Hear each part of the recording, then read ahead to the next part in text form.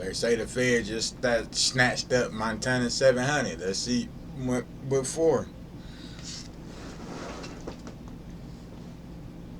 Rapper Montana700 has just been charged in a federal case, with prosecutors claiming he was out here moving pounds. Montana, who built his reputation both in the streets and in rap, is now facing the same system that's already been watching his close homie Zillionaire Doe. What started as rap fame is quickly turning into a federal investigation, and the feds say they've been watching everything: early life and street roots. Before the feds and the headlines, Montana700 was just another product of his environment, raised in a neighborhood where survival wasn't promised and opportunities were slim. Coming up in the same trenches that birthed Zillionaire Doe, Montana's story starts in the streets of South Dallas, where the line between hustling and living was razor thin. Woodtown, Oak Cliff. He wasn't born with money, and the world didn't hand him anything easy. What he did have was hustle, ambition, and a reputation that quickly started to grow. From a young age, Montana was around the type of environment where trapping wasn't just an option, it was the blueprint. Older homies and even family showed him what it meant to flip products, stack cash, and build respect. By the time most kids his age were still figuring life out, Montana had already touched more money than some adults see in years. Word on the block was that he wasn't just moving small amounts, he was making real plays, and that's how he got his name buzzing before rap even came into the picture. But the thing about street fame is that it spreads fast, and with that comes attention, not just from the hood, but from the police. Stories circulated about Montana's early years, from late night runs to flashy stunts with money. The type of lifestyle that felt larger than life for a young hustler also painted a target on his back. Local authorities were well aware of Montana700 before the feds ever said his name. What separated Montana from a lot of others, though, was his presence. He wasn't just hustling in silence, he carried himself with a confidence that made people pay attention. Whether it was in interviews, on social media, or in the way he popped out in public, Montana always showed the world he wasn't just a regular dude from Dallas. His persona was loud, bold, and unapologetic. The hood respected him, and when you got that kind of pull, it doesn't take long before music starts to follow. And that's exactly what happened. Even while trapping, Montana started turning his stories into lyrics. The same tales he lived day to day became the soundtrack to his come-up. It gave him authenticity in a rap world where a lot of rappers fake it, but Montana, he lived it. When he said he was moving weight, people believed him because they had seen it with their own eyes. That's the kind of credibility money can't buy.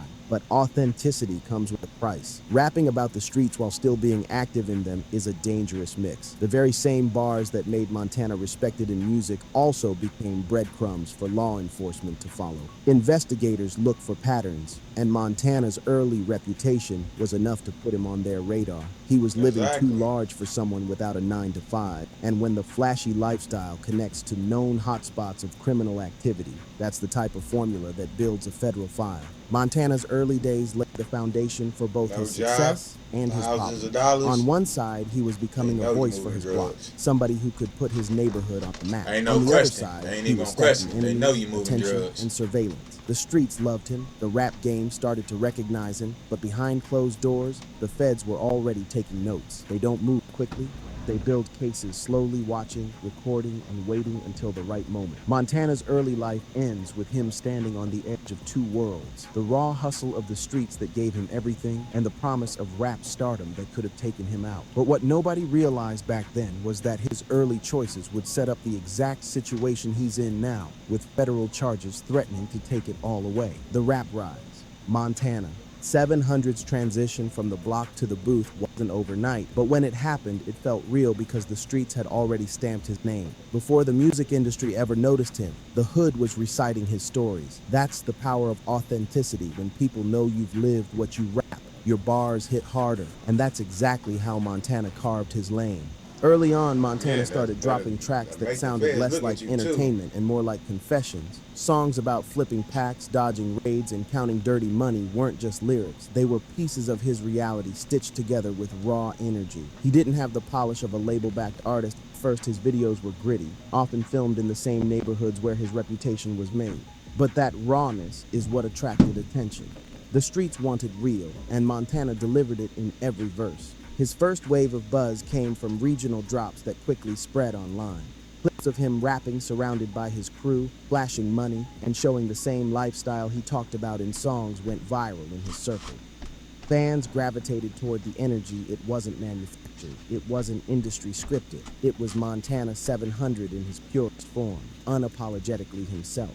Soon, his name wasn't just whispered in Dallas neighborhoods. It was getting traction on platforms, blogs, and local DJs' playlists. Being closely connected with Zillionaire Doe only amplified Montana's image. Whenever Doe was mentioned, Montana's name wasn't far behind. The two were often seen together, not just as friends, but as representatives of the same lifestyle and movement. That connection gave Montana more reach, but it also put him under the same microscope. If the feds were already circling Doe's world, they were bound to notice the people standing next to him, and Montana was front and center. As Montana's buzz grew, so did the visuals. Music videos went from low-budget hood tapes to bigger productions, with cars, jewelry, and heavy street imagery. But here's where things got tricky. The same elements that made his visuals powerful also doubled as evidence in the eyes of investigators. Flashing stacks of money, referencing pounds in lyrics, and surrounding himself with known associates blurred the line between entertainment and self-incrimination. What fans saw as Montana keeping it real, the authorities saw as Montana confirming what they already suspected. Still, from a music perspective, Montana was building a brand that could have taken him far. His delivery was aggressive and calculated, and his lyrics painted pictures that fans could feel. Tracks gained traction outside of Dallas, and whispers about potential label interests started circulating. For a moment, it looked like Montana could make the transition so many rappers dreamed of, from trapping in the shadows to cashing checks in the spotlight. But the deeper he got into rap, the harder it became to separate his art from his past. Every performance, every interview, every song seemed to pull pieces of his reality into the public eye. And while fans praised him for being authentic, it's that same authenticity that kept law enforcement glued to his every move. Unlike rappers who exaggerate for clout, Montana's words carried weight because people knew they came from real experiences. The rise of Montana 700 in the rap world showed the double-edged sword of being too real. His music connected him to fans who saw him as a voice of the streets, but it also connected him to a federal narrative that painted him as more than just an artist. Every view, every repost, every cosign pushed him further into the spotlight, but it also lit up the federal radar. By the time Montana was moving into the rap scene seriously, the streets and the music industry both knew his name. He wasn't just another rapper trying to make it. He was a figure whose life story demanded attention. But in the background, investigators were piecing together his image in a different way. Where fans saw a future star, the feds saw a suspect whose lyrics, lifestyle, and circle matched the blueprint of an ongoing case. Montana 700 is left standing at a dangerous crossroad, one path leading toward a legitimate rap career that could have changed everything. The other path keeping him tied to the same streets that raised him. What he didn't know at the time is that his music wasn't just making him famous, it was also building the prosecution's playbook, track by track, video by video. The investing in charges. Work too hard. They finna I free my boys, man. They finna come get you, big sir. They can't get my nigga a break around this hoe. Montana 700's name didn't just pop up overnight in federal court documents. This case has been brewing for a while. When the feds finally move on someone, it's because they believe they've got enough evidence to take it all the way to trial. And with Montana, the indictment lays out a story that's as much about surveillance and patience as it is about street credibility. According to sources close to the case, the official charges against Montana include conspiracy to distribute controlled substances, possession with intent to distribute, and interstate trafficking. The government claims Montana wasn't just hustling locally. They allege he was tied into a pipeline moving pounds across state lines. That's what elevates this case from something state police would handle into a full-blown federal situation. The investigation reportedly began after raids on Montana's neighborhood turned up not just drugs, but also cash, firearms, and digital devices that hinted at a bigger operation. His close ties to Zillionaire Doe, whose block had been raided earlier, allegedly gave investigators reason to look closer. The feds don't usually kick down doors on gut instinct. They move when they think they can connect dots between multiple players. And in this case, Exactly. Montana's name allegedly surfaced more than once in the paperwork. One key element the indictment points to is wiretap evidence. Court filings suggest investigators were monitoring calls and coded conversations where Montana's name or alias came up in connection with moving weight.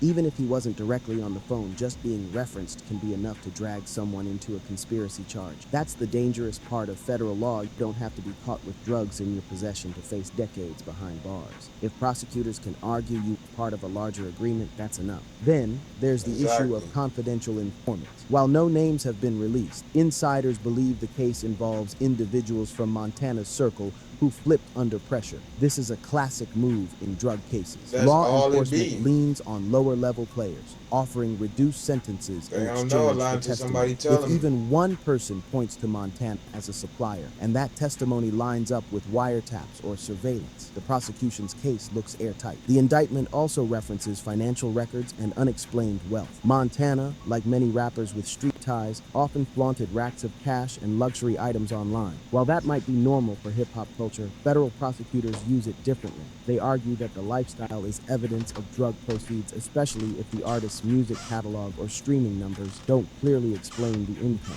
In Montana's case, the feds reportedly pulled bank records and pointed to large cash deposits that they say match the timeline of trafficking activity. Beyond finances, law enforcement also leaned on social media and lyrics. Videos where Montana rapped about moving pounds or shipping work are reportedly included in the evidence packet. It's the same strategy we've seen in other high-profile cases where art is reinterpreted as confession. Defense attorneys will argue that it's all entertainment, but juries often see it differently, especially when paired with hard evidence like drugs or weapons recovered in raids. And then came the arrest itself. Federal agents, backed by local task forces, executed a pre-dawn raid at a house tied to Montana. Witnesses described seeing armored vehicles block off the street as heavily armed officers moved in. Montana was taken into custody without incident, though several others at the scene were also detained. Inside, agents reportedly recovered firearms, stacks of cash, and digital devices believed to hold evidence of trafficking. The arrest wasn't some low-key pickup. It was a full-scale operation meant to send a message, both to Montana and anyone else watching. After his arrest, Montana was quickly transferred to federal custody, where prosecutors moved to have him held without bond. They argued he was both a flight risk and a danger to the community. In federal drug cases, those claims carry serious weight, and the judge agreed, leaving Montana to sit inside while the case builds. For a rapper who had just started making noise on the music scene, the optics couldn't be worse. The severity of the charges can't be overstated. If convicted, Montana faces mandatory minimums that could run decades. Conspiracy to distribute alone can carry 10 years or more, depending on the quantity the government claims. Add interstate distribution, and you're looking at sentences that rival life terms. The feds know this, and they often use the threat of heavy time to push defendants toward plea deals. At this point, the streets are buzzing with speculation. Some are questioning whether Montana will hold strong, while others wonder if the case is even as strong as prosecutors are making it seem. But the truth is simple. Federal prosecutors don't bring charges unless they believe they can win. With a conviction rate over 90%, Montana is walking into one of the toughest battles of his life. This investigation and arrest show how quickly the line between rap and reality can blur. For Montana700, the very lifestyle that gave him credibility in the booth might be the same one that leads to a courtroom verdict. Why the feds went after him? When you look at the Montana700 case in full, one question stands out. Why him? Why would the feds zero in on a rapper who was still climbing in his career, rather than some faceless figure moving quietly in the background? The answer comes down to visibility, influence, and narrative. For starters, Montana wasn't just another name in the streets. He had already built a reputation for authenticity, the type of artist who didn't just rap about trapping, but actually lived it. That image, while fueling his music, also made him a bigger target. Federal prosecutors love building cases where they can tie influence to activity. To them, Montana wasn't just an individual hustler. He was someone whose persona could inspire others to follow the same path. That makes him more valuable as an example. Second, there's the association factor. Montana was closely tied to zillionaire Doe, who had already attracted attention from federal investigators after raids in his hood and the arrest of his brother. When So, the feds of see course, they two get your guy figures to come moving to in the get same you. circles with overlapping reputations Especially if in y'all both was rap around and for street each other for culture, a long it's time. natural They for know them what you, to they connect know the you know what he dots. doing. Whether those So connections are airtight or circumstantial, it doesn't matter much at the start because once your name lands in federal paperwork, it's hard to shake. Then comes the money trail. Flashy cars, luxury clothes, stacks of cash on Instagram, it's all standard in rap culture. But to investigators, it paints a different story. If the music income doesn't match the lifestyle, prosecutors will argue the gap is filled by drug proceeds. In Montana's case, reports suggest bank deposits, cash seizures, and lifestyle purchases that didn't line up cleanly with his streaming or show revenue. That gave the feds another angle to build on. Social media and lyrics added more fuel to the fire. Montana's bars about moving pounds and routes weren't just catchy lines to it prosecutors, was they real, were and treated like that's coded exactly what they confessions. go off now. Photos of him with money, You ain't learned weapons, or nothing but certain from the associates Young became Thug exhibits in the Lucci case narrative and of an all that. active They trafficker. going off them It's lyrics the now. same strategy used in other cases, from Young Thug's YSL indictment to Rollo's federal charges. The government has learned how to weaponize an artist's art against them. Family ties and neighborhood roots Because also made y'all rapping Montana about a stuff bigger y'all target. really The done feds did, aren't like, just recently. interested in what you do, they're interested in the environment you come from. If your block has a history of raids, arrests, and drug busts, investigators assume you're tied in whether directly or indirectly. Montana's neighborhood had already been under the microscope, and his rise in visibility only drew more attention back to that same area. Finally, there's the strategy of the feds themselves. They rarely go after small fish. Their goal is to dismantle entire networks, and the easiest way to do On the that real, is go to for the grab big people who fish. sit at the intersection of money, influence, and culture. Montana checks all three boxes. By indicting him, prosecutors can potentially pressure him into giving up information or use his case to link together a wider RICO-style narrative involving Use him multiple to players. indict others. So when you ask why the feds went after Montana, the answer is simple. He represented more than just himself. He was a symbol of the streets blending into rap, a face that made the alleged conspiracy easier to explain to a jury and a potential stepping stone toward an even larger case. In other words, Montana 700 became a target not just because of what he allegedly did, but because of who he was, who he knew, and what he represented. Conclusion: the high price of mixing streets with rap. Montana 700's story is a familiar but tragic one. A young man who Streets, rose from the rap, hustle real of his life, neighborhood, turned his experiences into music, and drill. built a name for himself off the I'm telling you, authenticity that this fans life. craved. But that same authenticity is now being used against him in a federal courtroom. The path is clear when you look back. Montana's early street roots gave him credibility, but they also planted seeds that would follow him forever. His rap rise amplified his image, putting a Once you go spotlight one way, not you just just on his gotta music, but on the lifestyle pick he one, 'cause portrayed. And now, with the if you in the streets investigation and and you charges rapping about officially it, on paper, the federal government you is ready just- to make him the next example you just of getting how ready to go quickly to street jail. credibility can turn into legal vulnerability. Why the feds went after him is no mystery. His ties to zillionaire dough, the flashy lifestyle, the coded lyrics, and the ongoing surveillance around his neighborhood made Montana a perfect target. To prosecutors, he isn't just a rapper. He's a case study they can present to a jury, a symbol of how street life and music supposedly feed into each other. And with federal conviction rates sitting over 90%, the odds are stacked heavy against him.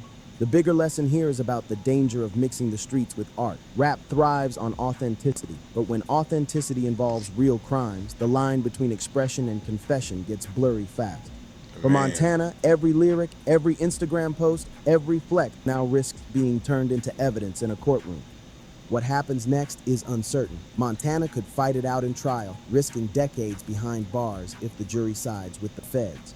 Or he could take a plea deal, trading time for cooperation or reduced sentencing. Either way, his career, the one he was just starting to build, is hanging in the over. balance. And that leaves fans, the streets, and the culture with one final question. Will Montana 700 survive this federal storm, or will he become another cautionary tale of a rapper whose past caught up with him before his future could fully unfold? I don't know what y'all think. I think it's over for him. You should have just left that streets alone. As soon as they got your guy, you knew they was coming for you, Montana. So, yeah, it's over for you. But anyway, like, comment, subscribe, holla.